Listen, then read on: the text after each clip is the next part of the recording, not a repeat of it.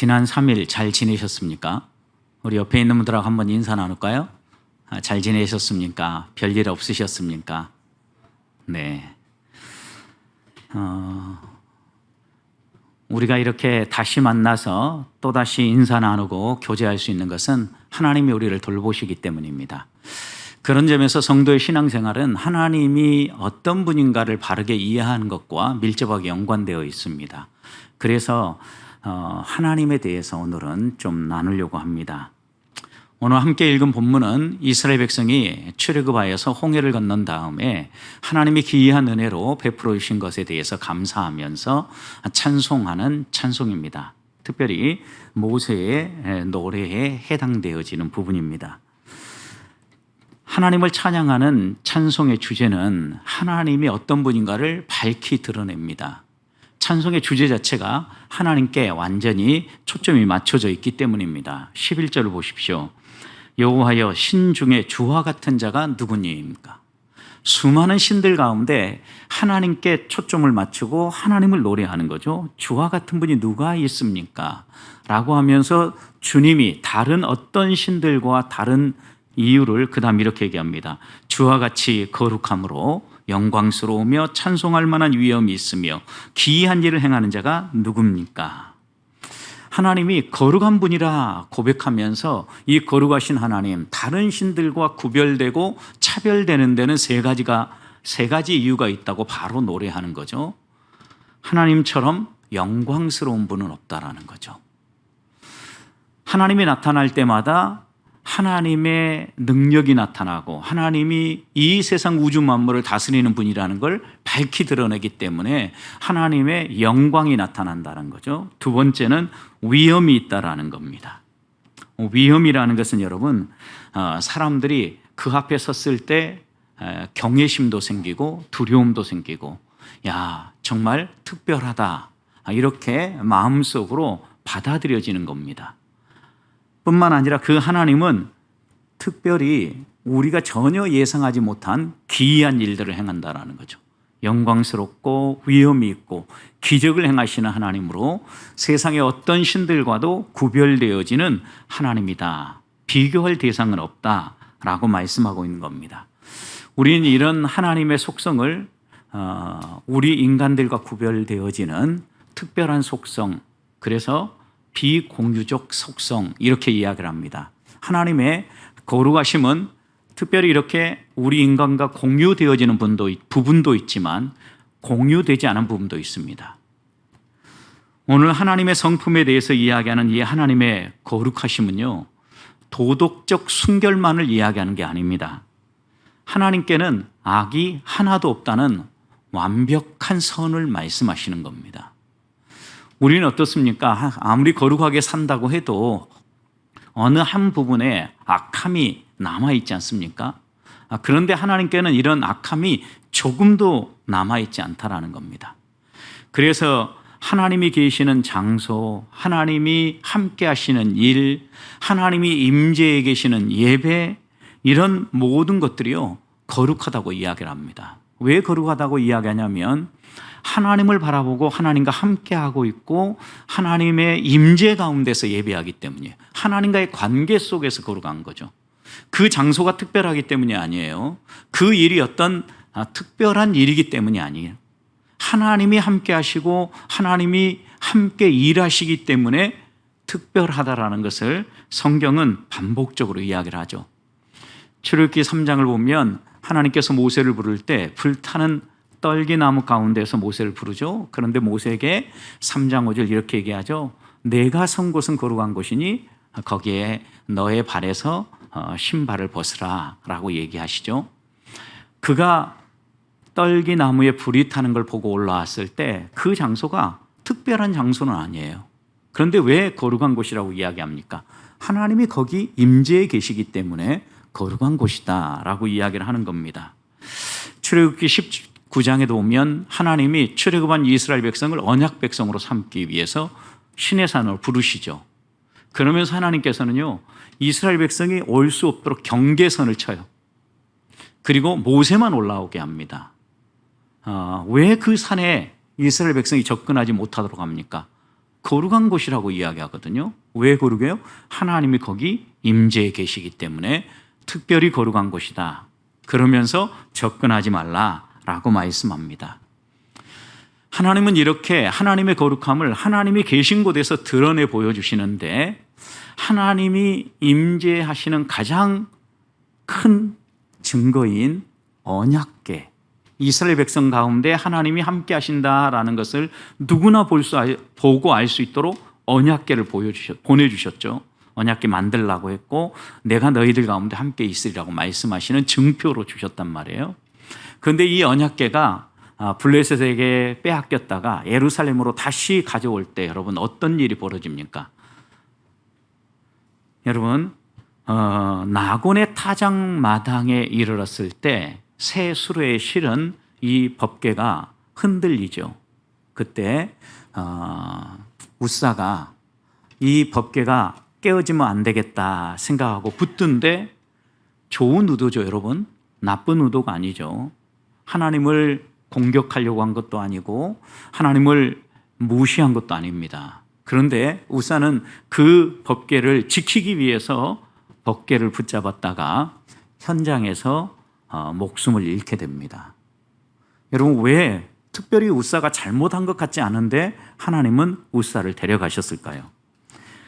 사무엘하 6장 7절을 보면 이렇게 묘사했습니다. 여호와 하나님이 우사가 잘못함으로 말미암아 그랬어요. 잘못함으로 말미암아 진노하사 그를 그곳에서 치셨다 그랬어요. 우리 인간적인 기준으로 보면 전혀 잘못한 것이 없는 것 같은데 하나님은 그가 잘못했다라는 거예요. 그리고 그를 치셨어요. 어떤 점이 잘못되었습니까? 하나님은요, 법궤를 만들 때부터 법궤는 아무나 손대지 못하도록 뜰채에 끼워서 운반하게 하셨을 뿐만 아니라 이스라엘 백성에게 이 법궤를 특별한 장소에 보관하게 하셨죠. 왜요? 법궤는 단순히 하나님의 임재의 상징 정도가 아니라 하나님 그 자체였어요. 부정한 인간이 거룩하신 하나님을 손대는 순간 그 거룩함 때문에 인간이 죽을 수밖에 없게 되었다라는 것을 말씀해 주는 거죠.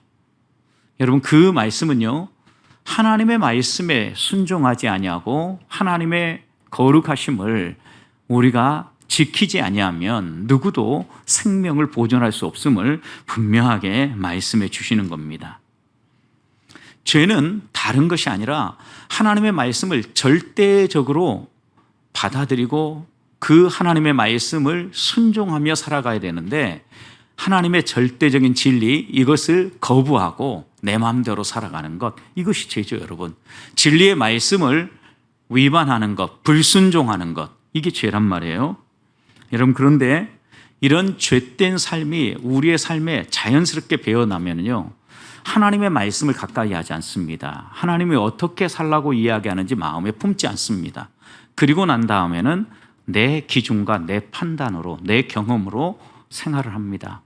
이게 죄입니다 여러분. 그러니까 한 주간을 살아오면서 또 지난 3일을 살아오면서도요, 하나님의 말씀을 묵상하지 아니하고 그 하나님이 내게 뭐라고 얘기하시는지, 하나님의 말씀의 뜻이 무엇인가를 분명히 이해하고 그 말씀대로 살고자 하지 않는 우리의 모든 행위가 성경은 죄, 이렇게 정의하는 겁니다. 많은 사람들이 그런데 죄를 이런 개념으로 생각하지 않습니다. 세상 사람들처럼 도덕적으로 또 그런 세상의 기준에 위배되지 않으면 괜찮다고 생각합니다. 또 성경의 말씀을 따라 살아가는 그리스도인이라고 해도 우리 마음 가운데 나쁜 생각을 품지 않으면 괜찮다, 이 정도 생각을 합니다. 여러분, 그런데 생각해 보십시오. 성경은 이렇게 우리의 마음속에 나쁜 생각 품지 않은 정도, 그 다음에 하나님 말씀대로 살아가는 것 정도가 아니라 하나님이 마땅히 우리에게 하라고 하는 것들도 하지 않는 것, 이것도 죄라고 이야기하지 않습니까? 정말 원수까지도 사랑하라고 하고 죽어가는 영혼들을 보면서 생명의 복음을 나누라고 하는데 이런 것들을 하지 않는 것들도 역시 죄라고 이야기한다는 겁니다. 그렇다고 하면 우리들이 하나님 앞에서요, 하나님을 닮아서 하나님의 그 거룩하심을 본받아 살아가려고 하면 제일 먼저 가까이 해야 될 것은 말씀이고요, 그 말씀이 우리에게 뭐라고 교훈하는지 그 말씀의 가르침을 따라 살아갈 때 우리 안에 거룩함이 회복되어지고 하나님을 본받고자 하는 마음도 살아난다는 것입니다. 그래서 오늘 하나님 같은 분이 없다라는 것을 우리의 마음에 새기면서 제일 먼저 우리 속에 품어야 될 것은 하나님 밖에 없기 때문에 하나님 앞에 나아가야만 바른 삶을 살 수 있고, 하나님 같은 분이 없기 때문에 다른 어떤 것을 통하여 하나님을 본받을 수가 없어요. 하나님 앞에 나아가서 하나님을 바라보고 하나님과 교제하며 예배할 때 하나님을 닮아갈 수 있고, 하나님과 같은 거룩하심이 우리 안에 회복될 수 있음을 믿고 항상 하나님 앞에 가까이 나아가는 우리 성도들이 되시기를 축복합니다. 두 번째는요, 하나님은요 성경에서 반복적으로 하나님이 거룩한 분이라고 이야기하고 하나님의 자녀인 우리들도 거룩해야 된다라고 이렇게 강조해요. 오늘 말씀에서도 분명히 하나님은 거룩하신 분이라고 이야기했죠. 그런데 구약은 단순히 여기만이 아니라 구약 전체를 통틀어서 읽어보아도요, 하나님은 거룩한 분이다. 그 하나님의 거룩하심을 따라 그 백성도 살아가도록 하기 위해서 이스라엘 백성을 애굽에서 건지자마자 시내산에서 부르셨고, 그들에게 어떻게 살 것인지 삶의 지침, 율법을 주신 겁니다. 그리고 그 율법의 말씀을 따라 살아갈 때 그 백성이 거룩한 백성으로 세상의 다른 백성들과 구별되게 살도록 해 주셨다라는 겁니다. 선지자도 마찬가지입니다. 단순히 이렇게 족장 시대나 또 열왕들의 시대만이 아니라 포로 이후에 또 선지자 시대에도요, 하나님은요 한결같이 우리의 정결함을 원하시는 분임을 이렇게 고백합니다. 포로 후기 하박국 선지자죠. 하박국 1장 13절 보면 주께서는 눈이 정결하심으로 악을 참아보지 못하며 패역을 참아보지 못하신다. 하나님은 정결하기를 원한다라는 거예요. 신약에도 우리 주님도 하나님의 자녀들이 거룩할 걸 이야기했을 뿐만 아니라 예수님의 제자들이었던 베드로 사도, 사도 요한 모두가 다 우리가 거룩하게 살아야 될 것을 이렇게 얘기했죠. 베드로전서 1장 16절 기록되었으되 내가 거룩하니 너희도 거룩할지어다. 또 사도 요한도 요한일서 1장 5절에서 우리가 그에게서 듣고 너희에게 전하는 소식은 이것이니 곧 하나님은 빛이시라. 그에게는 어둠이 조금도 없으시니라. 드러내 보여도 하나님 앞에 하나님께는 숨겨진 부분이 없고 또 오염된 부분이나 또 죄가 없으시다는 것을 분명히 이야기하는 거예요. 하나님 거룩하신 분이라는 거예요. 우리 주님께서도 요한복음 17장 11절에서 나는 세상에 더 있지 아니하오나 그들은 세상에 있사옵고 나는 아버지께로 가옵나니 거룩하신 아버지여 내게 주신 아버지의 이름으로 그들을 보존하사 우리와 같이 그들도 하나가 되게 해 주십시오 라고 기도를 합니다. 하나님 앞에 기도하는데 하나님을 거룩하신 아버지 하나님으로 부르고 계신다는 거예요. 우리가 이렇게 하나님에 대해서 또 우리가 어떤 존재해야 되는 것을 알아가는 것은요, 지식을 쌓기 위함이 아니에요. 하나님을 알아가고 우리가 어떤 존재해야 됨을 하나하나 배우는 것은요, 하나님을 닮아서 우리도 하나님 같이 살아가기 위해서예요. 또 다른 말로 표현하면 하나님의 성품을 우리도 본받아서 우리의 삶에서 하나님의 향기, 예수 그리스도의 향기가 묻어나는 삶을 살기 위해서예요. 그래서 성경은 곳곳에서요, 우리는 그리스도의 편지다, 우리를 신의 성품에 참여한 자다, 이런 표현들을 반복해서 사용하는 겁니다. 우리가 말씀을 배우고 예배하고 하나님을 알아가는 목적은 유일하게 한 가지예요. 하나님을 닮는 데 있어요. 하나님을 닮아가는데, 하나님의 거룩하심을 닮아가는데 그 목적이 있다는 말씀입니다. 그 거룩하신 하나님을 우리가 어떻게 더 알아가고 깊이 교제하면서 우리 안에 예수 그리스도의 향기를 풍길 수 있는 삶을 살겠습니까? 그것이 어떻게 가능하겠습니까? 오늘 13절 보십시오. 주의 인자하심으로 주께서 구속하신 백성을 인도하시되 주의 힘으로 그들을 주의 거룩한 초소에 들어가게 하셨나이다 그랬어요. 하나님께서 이스라엘 백성을 들어가게 하신 곳이 지금 어디예요? 홍해를 건너서 지금 들어서 있는 것이 어디예요? 파란 광야예요. 광야에 들어와 있는데 더 멀리 내다보면 하나님이 약속한 약속의 땅 가나안이겠지만 지금 현재 그들이 들어와 서 있는 것은 광야에 들어와 있다고요.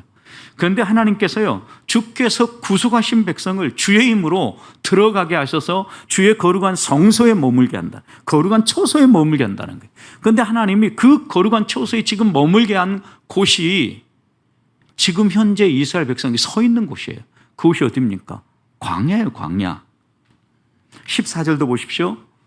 여러 나라가 듣고 떨며 블레셋 주민이 두려움에 잡히며 에돔 두령들이 놀라고 모압 영웅이 떨림에 잡히며 가나안 주민이 다 낙담하였다 그랬어요. 무엇 때문에 낙담합니까? 하나님이 애굽에서 행하신 일을 들었어요. 홍해를 가른 일을 들었어요. 그리고 홍해에 애굽의 군대를 수장하는 이야기도 들었어요.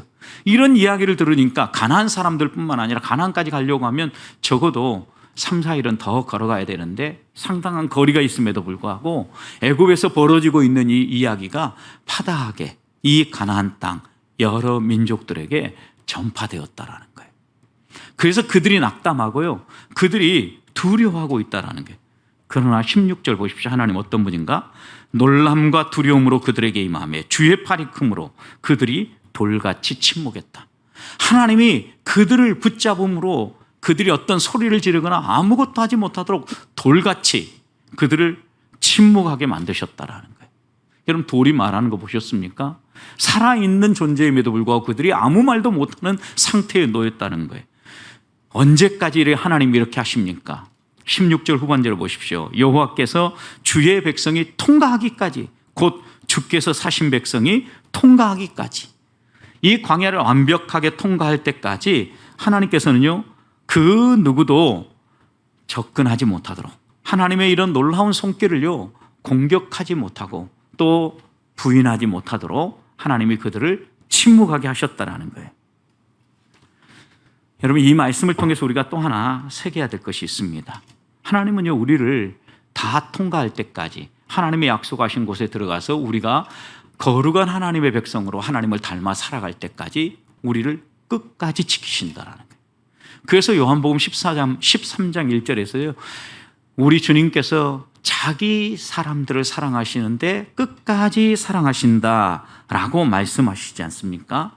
이런 말씀을 보면 우리는요 분명히 마음속에 생각해야 돼.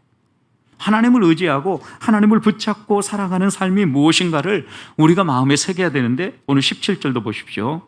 주께서 백성을 인도하여 어디로 끌고 가는가 보십시오. 그들을 주의 기업에 산에 심으리이다. 여호와여 이는 주의 초소에 사무시려고 주의 초소를 사무시려고 예비하신 것입니다. 주여 이것이 주의 손으로 세우신 성소입니다. 여러분 멀리는 가나안 땅이지만 지금 이 광야가 하나님이 그들을 위하여서 세우신 성소다 분명하게 말씀하고 있는 거죠. 여러분 광야를 통해서 하나님께서는 이스라엘 백성을 훈련하고 다듬죠. 애굽과 비교한다면 죄의 종로를 하고 또 애굽의 모든 이방의 문화에 젖어 살아가는 문화에서 홍해를 건너면서 이스라엘 백성은요 새로운 세계로 들어왔죠. 그래서 이 홍해를 건너는 사건을요 세례에 비유하는 성경의 말씀도 있죠. 이것처럼요 완전한 변화가 홍해를 통과하면서 하나님은요 이스라엘 백성을 새 사람으로 옛 것은 버리고 새로운 삶을 살아가는 사람으로 삼으신 거예요. 결국 그래서 하나님은요 옛 삶과 단절되어지고 새로운 삶을 살아가는 사람, 죄의 종로를 하지 아니하고 하나님을 힘입어 살아가는 삶, 이것을 완전히 대비하면서 광야에 비록 서 있지만 홍해를 통과한 이스라엘 백성을 거룩한 처소에 서 있는 사람으로 묘사하고 있는 겁니다. 그렇다고 하면 우리가 여기에서 광야의 의미를 다시 한번 되새겨 볼 필요가 있습니다. 우리는 신앙생활할 때 광야를 싫어합니다. 저도 마찬가지입니다. 힘들고 어려운 일들 만나는 거 좋아하지 않습니다. 편안하게 그리고 또 예수 믿고 복 받으면서 신앙생활하고 싶어 합니다. 그런데 신앙은 이것이 전부가 아니라는 겁니다.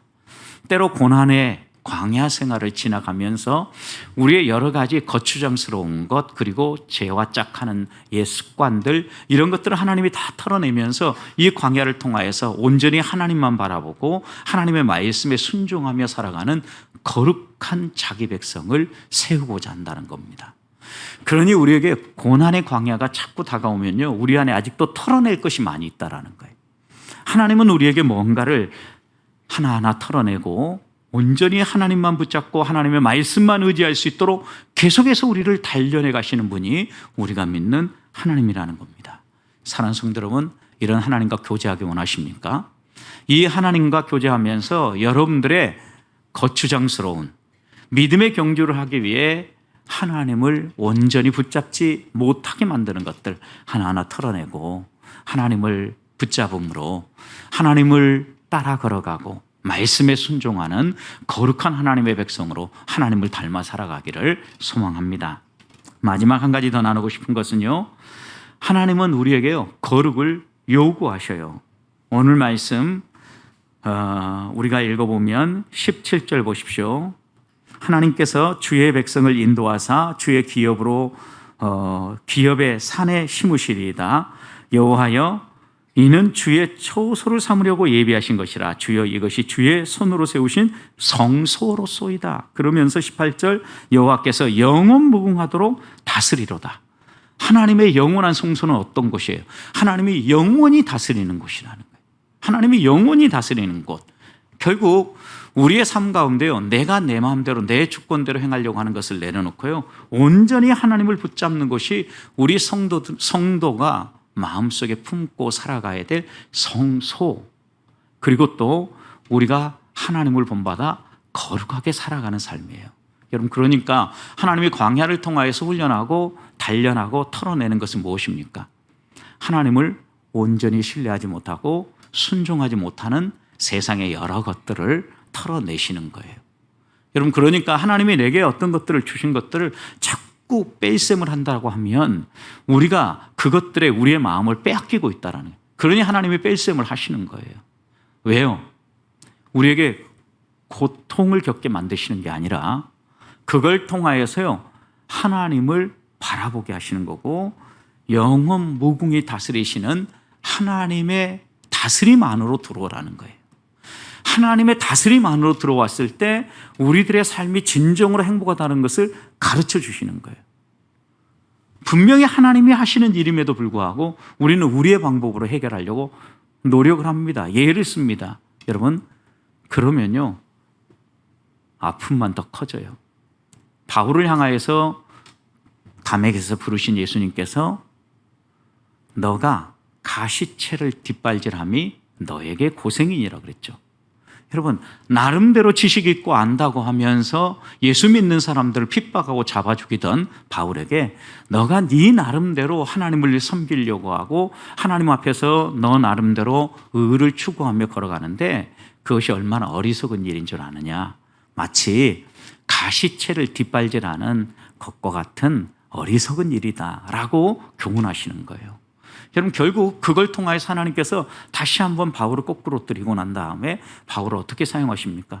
하나님이 이끄시는 대로 어디든 따라가며 하나님의 말씀에 순종하는 바울로 변화시키지 않습니까? 하나님께서 우리에게 분명하게 요구하시는 것은요, 다른 데 있지 않습니까? 하나님과 바른 관계를 맺으면서 우리의 삶이 거룩해지는데 하나님의 모든 관심이 있어요.